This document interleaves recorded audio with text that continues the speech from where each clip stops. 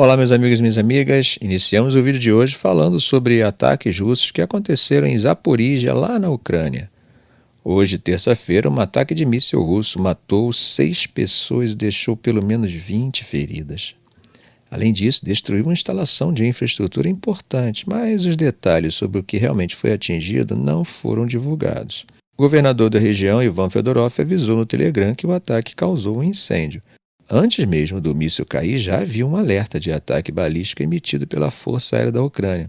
Parece que a Rússia, intensificou os ataques realmente por lá.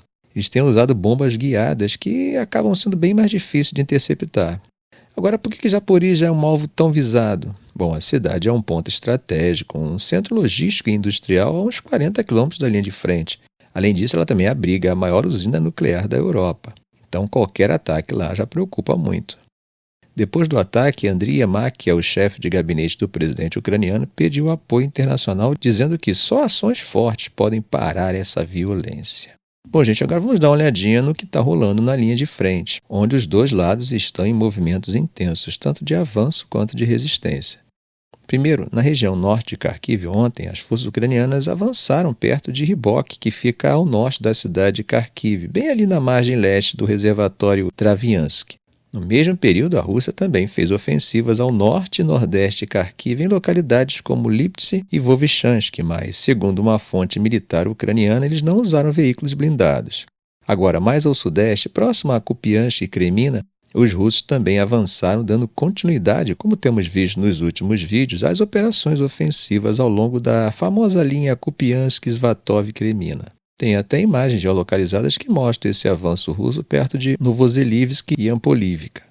Por outro lado, também vemos os ucranianos resistindo, isso porque imagens mostram eles repelindo um ataque russo no lado oeste de Kremina, lá na direção de Lima. Agora, na região de Pokrovsk, ao sul e sudeste da cidade, os russos também ganharam terreno em campos a noroeste de Selidov. Eles avançaram até a parte leste de Novolekizivka. Ali, inclusive, a Rússia contou com o apoio do 80º Regimento de Tanques, que faz parte da famosa 90ª Divisão de Guardas. Agora em Kurakov, as tropas russas vêm mostrando força. Eles avançaram em Novodimitrivka e, segundo o líder da autoproclamada República de Donetsk, Denis Pushilin, parece que tomaram controle de uma área ali perto, chamada Irnik. Outros pontos próximos, como Kreminabal e Novoselidivka, ainda são alvos de ofensivas russas, embora essas últimas alegações não tenham sido confirmadas ainda de forma independente. Antes de terminar, vamos falar do Mar Negro, Segundo Dmitry Peteshchuk, porta-voz da Marinha Ucraniana, os drones navais ucranianos estão conseguindo manter os navios russos da frota do Mar Negro com dificuldade para manter as suas operações livremente.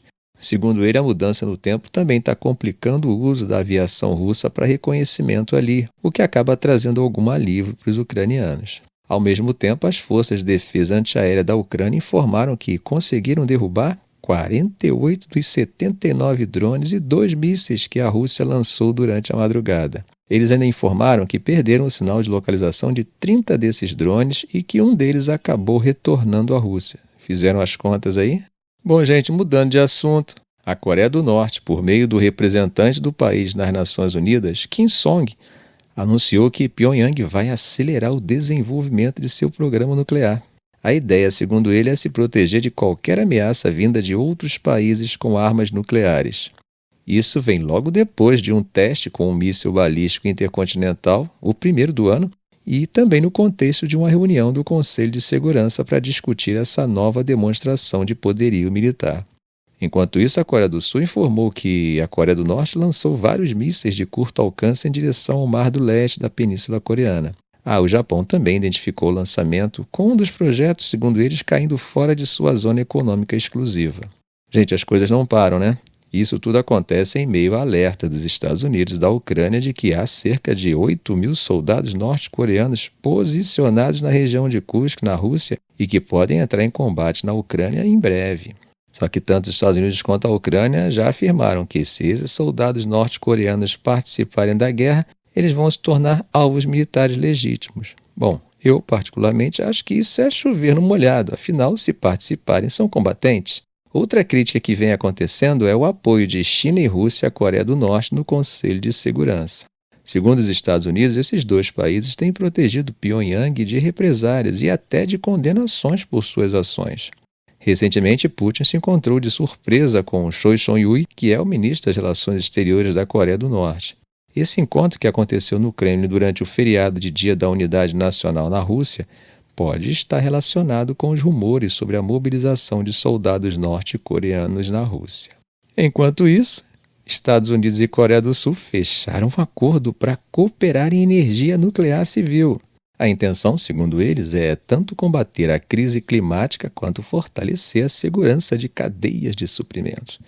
Mas a Coreia do Norte acha que não acredita muito nesse papo de energia nuclear civil e acham que isso é apenas questão de níveis de enriquecimento de urânio. É claro, gente, estão acusando os Estados Unidos de estar intensificando a ameaça nuclear contra eles, o que estaria empurrando a situação para a beira da guerra.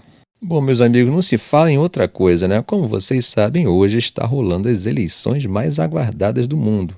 E as principais agências de segurança americana, como o FBI, a Agência de Cibersegurança e Infraestrutura CISA e o Escritório do Diretor de Inteligência Nacional, divulgaram um alerta de peso sobre uma campanha de desinformação que está sendo impulsionada por grupos estrangeiros, incluindo a Rússia e o Irã. E qual seria o objetivo disso tudo? Colocar dúvidas na cabeça dos eleitores sobre a integridade do processo eleitoral americano e, com isso, gerar uma divisão interna no país. Vocês devem estar se perguntando, mas como essa campanha de desinformação funciona na prática? Bom, o que essas agências identificaram é que há uma série de operações, especialmente digitais, criadas para disseminar informações falsas ou enganosas sobre as eleições. A ideia não é necessariamente atacar diretamente a infraestrutura de votação, mas é fazer com que o próprio eleitor comece a questionar a segurança do sistema e até a duvidar dos resultados, seja por meio de notícias falsas, vídeos manipulados ou rumores que se espalham rapidamente nas redes sociais. Para vocês terem uma ideia, essa campanha já vinha acontecendo há semanas, e nas últimas 2 semanas esses alertas aumentaram em intensidade. Teve alerta sobre possíveis atos de violência pós-eleição e, nos últimos 10 dias, 3 novos avisos específicos sobre tentativas russas de minar a confiança nas eleições.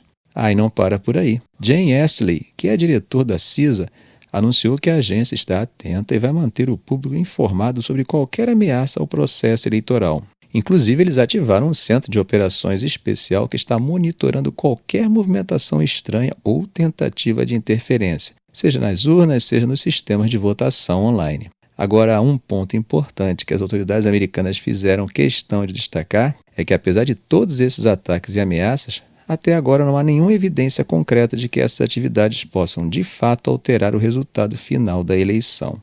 Ou seja, o sistema de votação americano, que é muito descentralizado e possui várias camadas de segurança, continua funcionando como uma barreira contra essas interferências externas. Mas isso não quer dizer que não há um impacto psicológico, que é justamente o que esses grupos estrangeiros estão buscando. O caso mais recente dessa campanha de desinformação foi a circulação de um vídeo falso que parecia ter sido feito pela CBS News e pela CNN, com o objetivo de gerar pânico e fazer o público acreditar que os resultados estavam sendo manipulados. Essas emissoras rapidamente desmentiram a veracidade do vídeo, mas pensem comigo, quantas pessoas viram esse conteúdo antes dele ser desmentido? E mais, quantas acreditaram naquilo? É uma questão complexa e que coloca em xeque a confiança das pessoas em fontes que, teoricamente, são confiáveis. Outro detalhe importante, segundo as autoridades, o Irã também está envolvido nessa campanha de influência, tentando comprometer informações de algumas campanhas e vazando dados para criar desconfiança. Mas a maior preocupação continua sendo a Rússia, que é vista pelas agências americanas como a ameaça mais ativa e mais organizada nessa estratégia de desinformação. E por que isso é tão sério? Porque mesmo que esses ataques não tenham poder para mudar a contagem dos votos, eles podem criar uma percepção entre os eleitores de que o sistema não é confiável. E quando a confiança no processo eleitoral começa a ser abalada, a própria democracia fica em risco. O que as agências estão tentando fazer é manter a transparência e a confiança do público, divulgando essas informações de forma rápida e clara.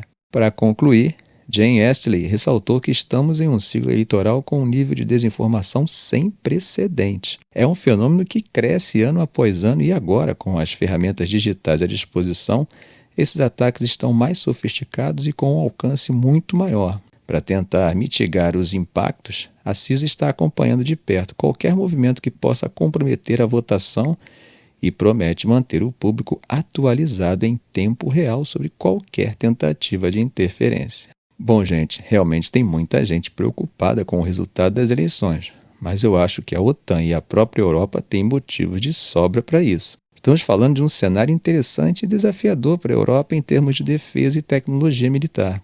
Há especialistas nesse tema dizendo que, independentemente de quem vencer, há uma tendência dos Estados Unidos redirecionarem recursos militares para a região da Ásia-Pacífico, com foco na China. Isso significa que a Europa pode ter que cobrir algumas lacunas na sua própria infraestrutura militar. Para entender melhor, o que os Estados Unidos enviam para a Europa? É o que chamam de habilitadores estratégicos, grandes aviões e navios que transportam tropas e material por longas distâncias. A Lockheed Martin, gigante americana de defesa, é um exemplo. Ela fornece caças furtivos F-35 para pelo menos 10 países europeus, com até 500 desses aviões sendo comprados pelo continente. Sem esses equipamentos, a capacidade de defesa e resposta rápida da Europa ficaria mais limitada. Outro ponto é a tecnologia de vigilância, como o Airborne Early Warning Control, que são aviões de radar capazes de detectar ameaças além do horizonte. Esses sistemas conseguem monitorar a aproximação de aeronaves, navios e até mísseis. O problema é que esses equipamentos são importantes para a segurança, e se o apoio dos Estados Unidos diminuir, a Europa vai precisar desenvolver ou adquirir suas próprias versões. Mas como o John Joe Anderson, um analista sênior do Instituto de Estudos de Segurança da União Europeia, coloca, é difícil saber o quanto a Europa precisaria construir ou comprar de cada tipo de armamento. Tudo depende de onde os Estados Unidos vão direcionar esses recursos e de quais tipos de conflitos eles pretendem se preparar. Ele menciona que essas armas seriam necessárias rapidamente, o que torna esse um desafio para a cooperação em defesa europeia num cenário de menor liderança americana. O ex-funcionário da OTAN, James Shea, destacou outra questão. Os Estados Unidos também têm dificuldade em suprir itens mais básicos, como produtos químicos, explosivos e microprocessadores, isso devido ao aumento da demanda militar em termos de conflito. Esse tipo de problema na cadeia de suprimentos impacta a capacidade europeia de rearmamento. E por falar em rearmamento, esse movimento da Europa não começou agora. A União Europeia vem se preparando para reduzir a dependência dos Estados Unidos nos últimos 10 anos, numa estratégia que Anderson chama de o maior esforço de rearmamento desde os anos 1950. Isso aí inclui investimentos no Fundo Europeu de Defesa com 8 bilhões de euros destinados ao período 2021-2027. Então há uma clara tentativa de reforçar a independência e a autossuficiência militar da Europa. Em resumo, o que temos aqui, gente, é uma possível transição, onde a Europa precisaria fortalecer suas capacidades, tanto em tecnologia quanto em cooperação de defesa. É um cenário interessante para se observar, pois nos leva a refletir sobre os rumos da segurança global e como a Europa vai lidar com a possibilidade de um papel mais autônomo na sua própria defesa.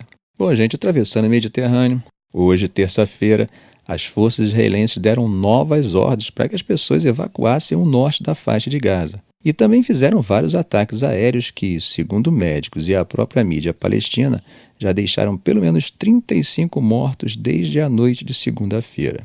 Um desses ataques aéreos atingiu 2 casas na cidade de Beit Lahia, lá no norte de Gaza, e infelizmente causou a morte de pelo menos 20 pessoas. Em outras regiões, mais 10 pessoas morreram em ataques separados que aconteceram em Gaza City, Deir al-Balá e al-Zawaida. E ainda tem mais. 5 pessoas perderam a vida em um ataque israelense a uma casa em Jabalia, que fica ao norte de Gaza City. O exército de Israel diz que esses ataques foram feitos para eliminar T...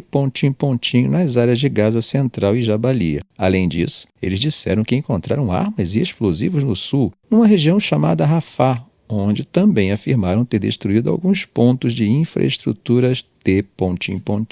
Aí tem mais. Hoje, aviões israelenses lançaram panfletos sobre Beit Lahia. E aí, quer saber o que esses panfletos diziam? Bom, basicamente era um aviso para quem ainda estivesse na cidade, dizendo o seguinte: se vocês ainda estão nas suas casas ou abrigos, vocês estão colocando suas vidas em risco. Para a segurança de vocês é melhor ir para o sul. Ou seja, eles estão pedindo para que todos saiam daquela área. Agora, do lado palestino, eles dizem que esses ataques e as ordens de evacuação têm o objetivo de esvaziar certas áreas para criar zonas de proteção ou buffer zones, como se chama. Israel, por outro lado, argumenta que essas evacuações são para manter os civis longe das áreas de conflito, onde as tropas estão enfrentando o Hamas. Segundo o exército israelense, centenas de combatentes palestinos foram mortos ou capturados em Jabalia no último mês. Outro ponto importante, gente. A Organização Mundial da Saúde anunciou que vai começar uma transferência rara de pacientes de Gaza para fora do território. Eles vão evacuar mais de 100 pessoas, incluindo crianças que estão com ferimentos graves e doenças crônicas. Esses pacientes devem sair pela passagem de Kerem Shalom, que fica entre Gaza e Israel, e depois vão para os Emirados Árabes Unidos. Alguns ainda podem ser transferidos para a Romênia. E a situação não para por aí. Na Cisjordânia, que também está sob ocupação israelense, o clima de violência aumentou muito desde o início desse conflito em Gaza. Na terça-feira, 7 palestinos foram mortos durante uma operação militar israelense que envolveu bombardeios aéreos e prisões. Israel afirma que esses ataques miraram grupos armados e que 60 militantes foram presos.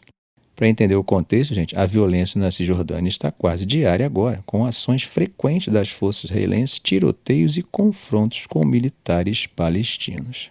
Torçamos pela paz. Ficamos por aqui. Se esse vídeo foi útil a você, faça um comentário, compartilhe em suas redes sociais, dê um like. E é claro, se ainda não for inscrito, inscreva-se no canal e ative o sininho, que é para não perder os próximos vídeos. Ok, gente? Um grande abraço do professor Arão Alves.